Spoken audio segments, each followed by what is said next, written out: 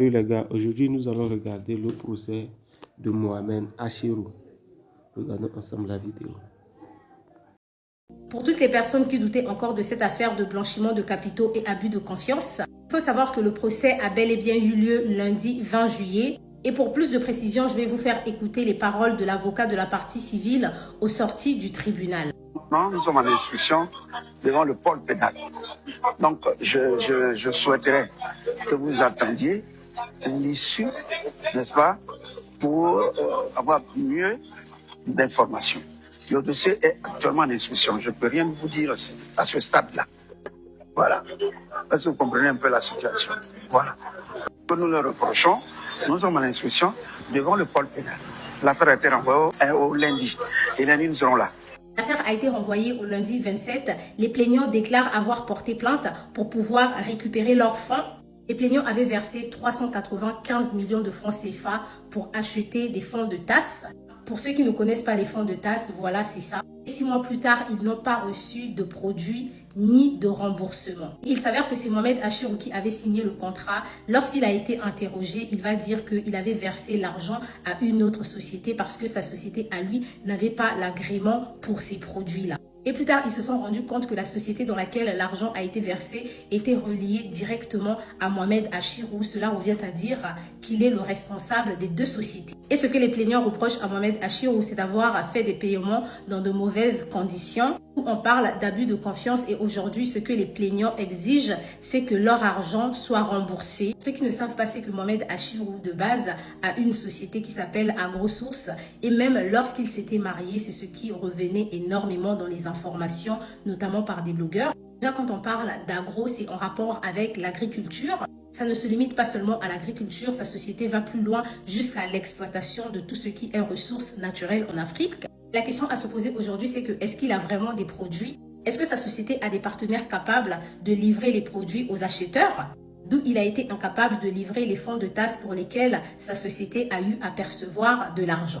Enfin, aujourd'hui que cette affaire est au tribunal, je tiens à rappeler que lorsque les informations ont éclaté sur les réseaux sociaux, son épouse Marie-Paul Adier a eu à faire un communiqué en disant: depuis plusieurs heures, une publication circule sur les réseaux sociaux au sujet d'une affaire dont nous ne sommes ni concernés de près ou de loin. Vous avez ici tout le discours pour les personnes qui veulent lire. Aujourd'hui que l'affaire est au tribunal, on se demande pourquoi Marie-Paul Adier avait cherché à démentir. Lorsqu'on se marie avec un homme d'affaires, ce n'est pas du tout impossible qu'un jour il puisse se retrouver face à la justice parce que l'argent et les affaires impliquent toujours la justice et un homme d'affaires peut à tout moment se retrouver au cœur d'un conflit qui peut le ramener devant les barreaux. En tant que femme ambitieuse, si vous choisissez d'épouser un homme d'affaires, à tout moment, il faut vous attendre à ça. Sur ce, prenez soin de vous et surtout faites attention à vous. Je rappelle que le procès a été reporté pour le lundi 27 juillet et la partie civile exige le remboursement de 201 millions de francs CFA. Merci. La semaine dernière, nous nous étions intéressés à Mohamed Adnan Achirou, le patron du groupe AgroSource. Des révélations d'enquête média mettaient déjà en lumière les nombreuses zones d'ombre entourant son parcours entrepreneurial, son groupe et ses ambitions affichées. Cette semaine, une nouvelle salve d'articles va beaucoup plus loin dans ce dossier nébuleux, car derrière la personnalité de Mohamed Adnan Achirou, c'est désormais l'un des projets les plus spectaculaires qui est passé au crible, la construction annoncée de ce qui serait tout simplement la plus grande centrale solaire du monde dans la région de Touba sur 24 000 hectares. Mais à mesure que les journalistes vérifient les faits, les incohérences s'accumulent.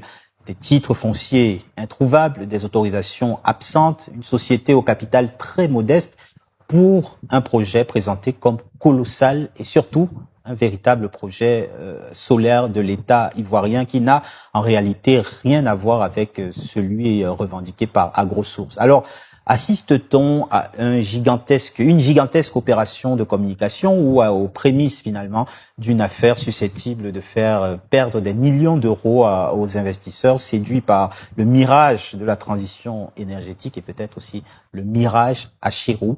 On en parle avec Taki Bouanzi, encore une fois, cette semaine, journaliste d'investigation et fondateur d'Enquête Média. Rebonjour Taki. Bonjour Fabrice. Prêt pour cet acte 2 des révélations sur Achirou?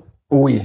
Alors, la semaine dernière, nous parlions effectivement de ce personnage, milliardaire autoproclamé et personnage donc people qui s'est distingué par son mariage avec une actrice et chroniqueuse télé bien connue.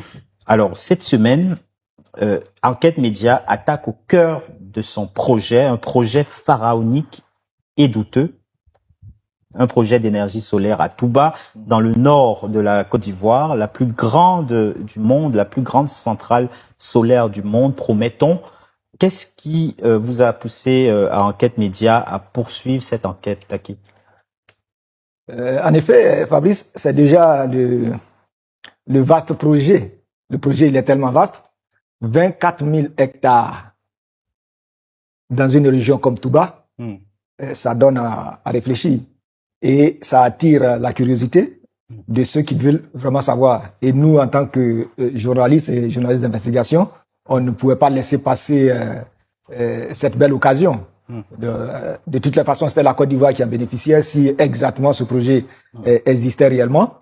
Mais nous nous sommes rendus compte que c'est un mirage et que, comme il est de coutume, M. Achirou continue de s'adonner à cette forme de communication qui en réalité n'est que de simple mirage. Pour ce qui est de ce projet de Touba, de centrale. Alors, il s'agit, selon M. Achirou, d'une centrale photovoltaïque qui sera construite sur un espace de 24 000 hectares. Et selon les enquêtes que nous avons eu à mener, ce serait la plus grande centrale solaire du monde, avec entre 12 et 16 gigawatts.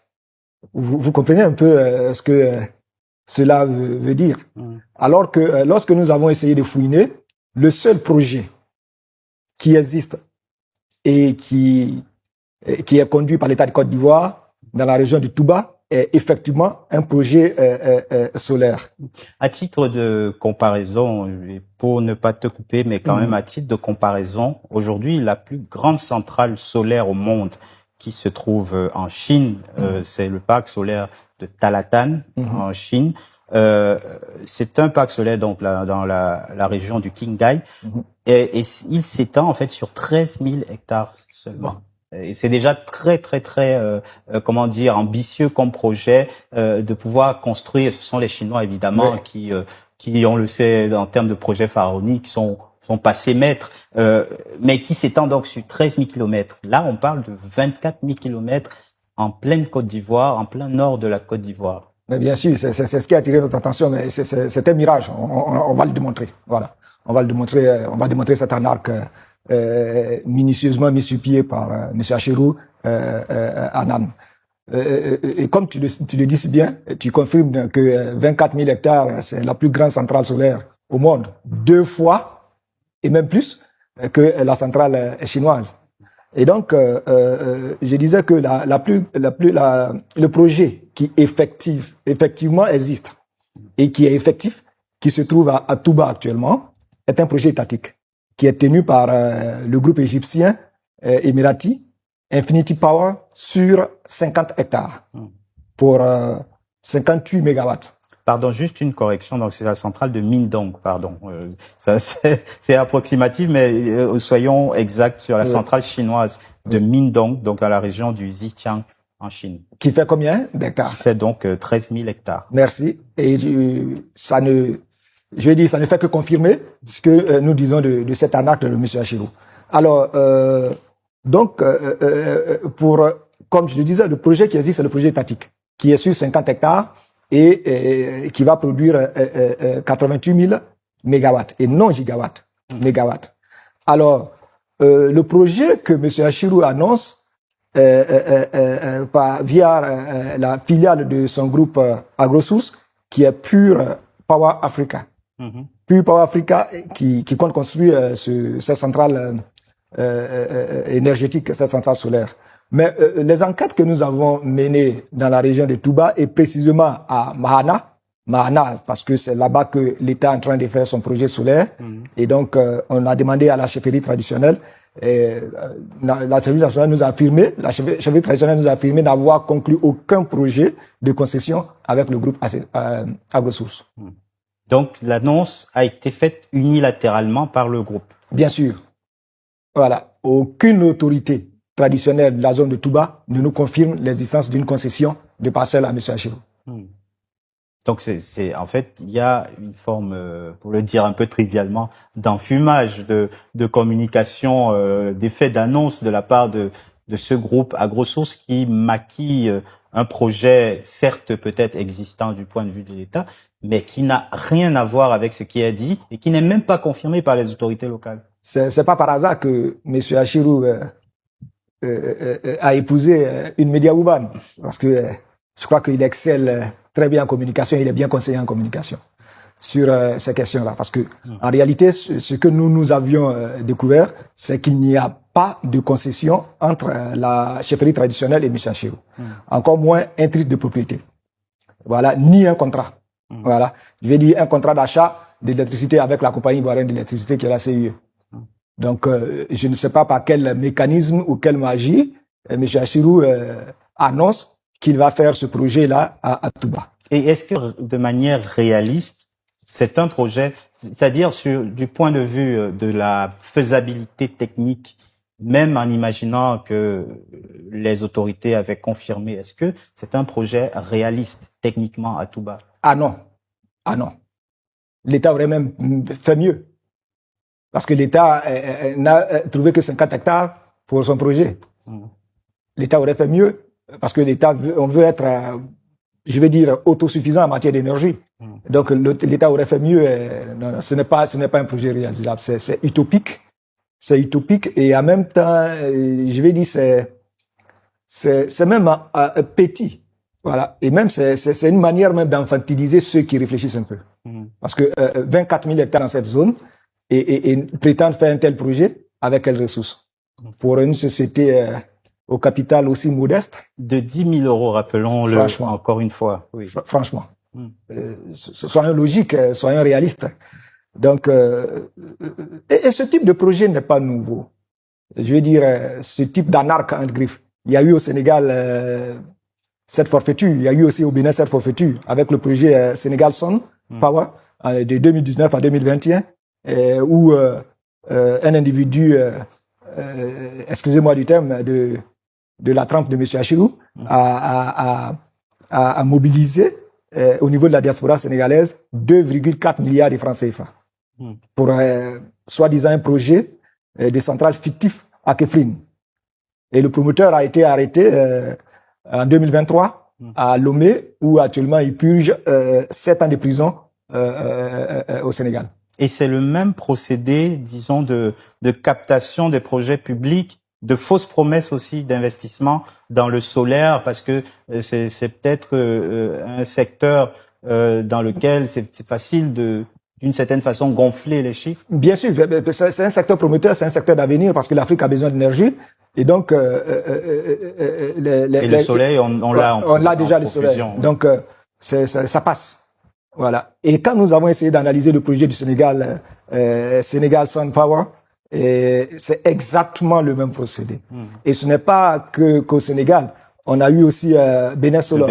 Bénin Solar en 2022-2024 à Parakou. Et le projet n'était rien d'autre qu'un projet fantoche et fantôme, parce que le projet n'a pas eu lieu, le projet n'existe même pas, c'est exactement le même procédé. Mais comment se fait-il, avec ces précédents, que une alerte n'ait pas été déclenchée, notamment par les régulateurs financiers, soit au niveau de la Côte d'Ivoire, soit même plus largement au niveau de la zone UEMOA, avant qu'AgroSource ne commence à déployer, ou même au moment où AgroSource déploie cette communication, que M. Achirou se prévaut d'un tel projet, comment ça se fait-il que le régulateur financier ivoirien ou régional ne soit pas déjà en alerte? Fort heureusement, ce projet de M. Achirou était naissant, et donc les Ivoiriens doivent se réjouir de n'avoir pas mordu à la maison. Nous l'avons écrit dans notre papier que les autorités énergétiques en Côte d'Ivoire sont méfiants sur cette affaire, et aussi au niveau de des banques et les structures financières au niveau de l'État de Côte d'Ivoire. Nous avons aussi écrit dans ce papier que des alertes régulières étaient données à ces autorités-là. Donc, l'affaire était suivie de près. Voilà. Mais M. Achirou n'étant pas allé jusqu'au bout de ce projet que nous avions dénoncé, alors je crois qu'il n'aura pas l'occasion de happer de l'argent ou de faire mordre à la maison à un certain nombre de compatriotes. Et donc, nous, au niveau d'enquête média, nous en sommes heureux d'avoir dévoilé ce plan qui allait encore appauvrir les Ivoiriens qui espéraient certainement investir dans un projet prometteur. D'autant plus que l'un des éléments les plus troublants de cette enquête, c'est que l'État ivoirien travaille effectivement sur un projet solaire à Touba, mais avec un autre opérateur finalement. Comment on peut expliquer que deux récits complètement différents aient pu coexister? C'est un projet, tu le disais, plus modeste, et surtout que l'État ivoirien, encore une fois, n'est pas réagi pour dire là, vous avez quelque chose qui relève de l'escroquerie. Mais justement, c'est pourquoi j'ai dit que les autorités ivoiriennes étaient très méfiantes et elles continuent d'être méfiantes sur cette affaire. Parce que quelqu'un qui annonce quelque chose, qui n'a même pas encore réalisé la chose, vous pouvez pas aller l'empêcher, peut-être. Je sais pas. Parce que jusqu'à preuve du contraire, il n'y a aucun document officiel de M. Achirou qui dit que ce projet-là, il est atteint. C'est une annonce, voilà, et je ne sais pas pourquoi il faut empêcher quelqu'un de parler, parce que bon, il annonce peut-être qu'il a vraiment ses partenaires, mais nous, en tant que journalistes, nous avons démontré que ce projet est un faux projet. Et tout aurait pu très mal se terminer aussi, puisque ce projet ce projet d'AgroSource nécessitait notamment de faire appel à de l'épargne publique et aussi au financement par la diaspora, que la diaspora puisse s'impliquer. Quand on voit tous les renforts de communication qu'il y a autour de ce groupe, la vitrine, la façade, bien maquillée, bien polie, bien comme il faut, ça aurait pu en séduire plus d'un dans la diaspora. En effet. Et c'est le lieu d'en appeler à la vigilance de compatriotes et de tous les Ivoiriens qui sont à l'extérieur, de ne pas se laisser berner par ce type de projet ou ce type de mirage, parce que en réalité, ce sont des structures bien organisées d'anarcheurs qui continuent de faire payer les pauvres populations et les Ivoiriens de la diaspora et la diaspora africaine. J'ai cité déjà deux pays qui ont été victimes, notamment la diaspora sénégalaise et aussi la diaspora béninoise. Et je pense que la diaspora ivoirienne a eu plus de chance. Mais les Ivoiriens doivent aussi comprendre que aujourd'hui, ce n'est plus la peine de s'adonner à la facilité. Voilà, on a vu tellement de projets d'anarques au pays, notamment le projet des taxis au niveau d'une société qu'on appelle Sotok. Il y a eu tellement de choses que les Ivoiriens devraient comprendre que maintenant, l'appel à la mobilisation de fonds, il faudrait vraiment faire attention pour ne pas mordre à la maison ou pour ne pas se laisser éblouir par le premier à présenter un projet. Le premier homme d'affaires. Voilà, il faut être vraiment vigilant. Il faut être vigilant sur ce type de questions, surtout quand il s'agit d'investissement, de rendement. Il faut faire beaucoup attention. Il faut vérifier avant de s'adonner à ce type de projet. Tout le monde aurait pu tomber dans cette anarque de M. Achirou. Aujourd'hui, M. Achirou est devant le pôle économique et financier à Abidjan. En ce que nous avions comme information. En tout cas, son dossier, pas lui physiquement. Non, pas lui physiquement. Le dossier est présent, est scruté par les autorités. Il y a 3 procès en cours pour ce que nous avions comme information. Ça pourrait même être un peu plus, mais c'est ce que nous détenons comme information. Et aujourd'hui, il est dans la nature. Il n'est pas à Abidjan et il ne peut pas être à Abidjan. On peut dire qu'il est en fuite aujourd'hui de la Côte d'Ivoire. Si il était aujourd'hui à Abidjan, il risquerait des poursuites, une interpellation. Je vous assure que s'il arrive ce soir à Abidjan, demain matin, il sera conduit devant la juridiction. S'il arrive ce soir, il sera arrêté. Parce que à plusieurs reprises, il a été convoqué, il s'est jamais présenté, et je crois que c'est quand même décevant d'anarquer des gens et de ne pas pouvoir assumer ce qu'on fait. Voilà. Et ça, les cas sont flagrants en Côte d'Ivoire. Il suffit qu'ils le fassent, ils trouvent une occasion et ils sortent du pays et ils s'autoproclament exilés. Non. Quand vous avez posé des actes, venez les assumer. Parce que là, on a quand même, si je résume bien, un homme d'affaires en vue, très en vue, qui a communiqué sur un projet dont le caractère fictif aurait dû alerter les pouvoirs publics sans conséquence. Donc, ça fait quand même beaucoup penser aux escroqueries des années précédentes sur l'agro-business. Par exemple, tout ce qui est pyramide de Ponzi qui ont appauvri de nombreux Ivoiriens. C'est quand même gravissime dans le fond. Oui, c'est ce que je disais tout à l'heure, que ce n'est pas la première fois que les Ivoiriens sont confrontés à ce type d'anarque et que les Ivoiriens devraient vraiment faire attention dorénavant. Et aussi, comme tu le dis, cela aussi démontre de la légèreté avec laquelle les autorités des pays africains gèrent certaines situations. Je sais que en Occident, cela se passe, il y a quand même des systèmes d'anarque, mais très tôt, pour une telle action de M. Achirou, il aurait eu des alertes et il n'aurait pas allé jusqu'à ce niveau même de communication sur ce projet qui est purement fantoche et qui est simplement un mirage.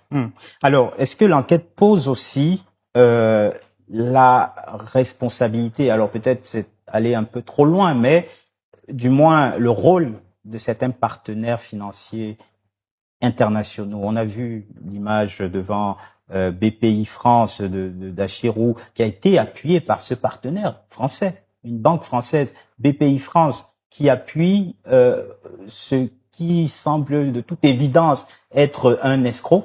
La responsabilité de ces institutions financières vis-à-vis de ce que font les acteurs, les hommes d'affaires qui vont faire passer pour des capitaines d'industrie qui ne sont pas, cette responsabilité doit être questionnée aussi. Bien sûr, parce que il faut dire aussi que ces hommes d'affaires entre guillemets véreux sont en quelque sorte des as de la communication. Parce que quand vous voyez exactement les aspects utilisés par M. Achirou pour communiquer, vous comprenez qu'il était appuyé par un groupe de professionnels. Il est appuyé par un groupe de professionnels qui a fait un travail de professionnels et qui fait de sorte que vous ne pouvez pas détecter à vue d'œil cette anarque. Vous ne pouvez pas détecter. Et donc, c'est aussi ça le vrai problème aujourd'hui avec les réseaux sociaux, les télévisions, tout azimut, les canaux même officiels, comme l'agence ivoirienne de presse qui reprend ce projet-là, les chiffres, avec les chiffres, sans aucune forme de critique d'ailleurs. Mais c'est quand même un peu décevant. Alors, Mohamed Hanan Achirou donc a fait l'objet de plusieurs enquêtes, plusieurs papiers par Enquête Média. Certains en Côte d'Ivoire disent qu'il n'est pas évident de s'attaquer à lui. Est-ce que vous êtes confronté justement aux conséquences du fait de s'en prendre, de sortir des révélations comme ça sur un homme qui est très influent? Mais bien sûr, nous au niveau d'Enquête Média, nous ne nous inquiétons pas. Les menaces et autres, ce n'est pas des choses de nature à nous faire taire. Voilà, nous détenons des éléments de son implication dans les attaques permanentes de nos sites et aussi de la suppression de notre page Facebook. Mais cela ne nous empêche pas de rebondir. Notre page Facebook n'existant pas, mais nous avons notre page Twitter, X, entre griffes, et nous avons aussi notre site internet www.enquêtemedia.info où il y a toutes les informations, où nous publions toutes les informations, où les lecteurs peuvent aller pour voir toutes les informations. Et grâce à vous aussi, nous arrivions à parler de cette affaire. Donc, je pense que il peut continuer toutes les actions pour nous empêcher de parler. Nous trouverons aussi des moyens de parler. Donc, cela ne nous ébranle guère. Nous, au niveau d'Enquête Média, nous continuons de faire notre travail et nous allons faire notre travail.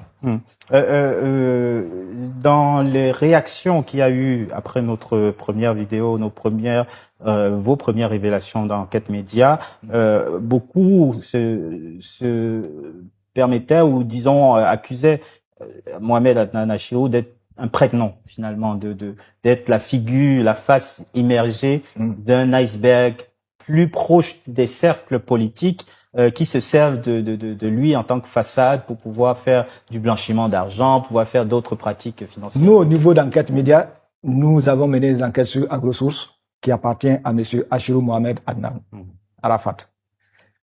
Chacun peut polémiquer, chacun peut dire ce qu'il veut, mais nous n'écrivons pas et nous ne disons pas des choses dont nous n'avons pas les preuves. Aujourd'hui, c'est M. Achirou qui est mis en cause. Et donc, qu'il soit un prête-nom, nous n'avons pas des éléments pour étayer ce genre d'allégations et nous ne pouvons pas affirmer ce genre de choses. Voilà. Autre aspect qui a été révélé, parce que cette vidéo que nous avions publiée la semaine dernière, sur la vignette, on voit Achirou Adnan, Mohamed Adnan, à côté de son épouse, donc Marie-Paul Adjé. On n'avait pas beaucoup parlé la dernière fois, mais c'est une célébrité, c'est une personnalité du monde des médias et de la télé. Au-delà de la sphère privée qui ne nous intéresse pas, est-ce que cette union ultra médiatisée n'a pas servi de formidable accélérateur de crédibilité d'AgroSource en Côte d'Ivoire? Pourrait-on dire, parce que il y a aussi cet aspect. Nous n'avons pas voulu de manière particulière parler de Madame Marie-Paul Adjé, qui est l'épouse de Monsieur Achirou. Voilà, nous, elle ne nous intéresse guère. Qu'elle soit un média woman, une influenceuse, ce n'est pas de ça qu'il s'agit. Nous, elle ne nous intéresse pas. La personne qui nous intéresse aujourd'hui, c'est M. Achirou et son groupe AgroSource. Mais fort malheureusement, quand il y a eu l'affaire au début, elle a été la première à pondre un communiqué sur sa page qu'elle a d'ailleurs effacé. Elle s'est rendue compte un peu de cette goutte. Voilà. Et donc, c'est à ce niveau que nous l'avons évoqué. Donc, nous n'avons pas affaire à elle.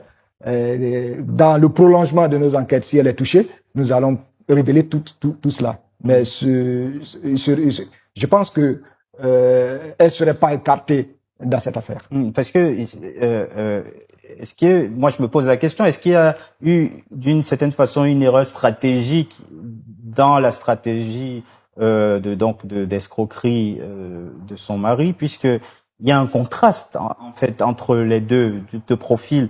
D'un côté, on a l'omniprésence dans les rubriques People, sur les réseaux sociaux donc de l'épouse, et de l'autre côté, on a les entreprises financières, les bilans financiers un peu fantômes, le côté un peu opaque de son mari. Comment expliquer ce décalage finalement? Ben, vous savez, quand vous aviez des personnages d'un autre type qui sont dans des affaires pas trop claires, et ces personnages essaient toujours de trouver des personnes soit publiques ou des personnes qui ont une bonne réputation pour s'y coller, pour, je vais dire entre griffes, blanchir un peu et aussi leurs images. À ce niveau, nous ne pouvons pas aller plus loin. Je pense que les autorités ivoiriennes vont enquêter, vont continuer d'enquêter, surtout pour savoir la connexion qu'il y a au niveau des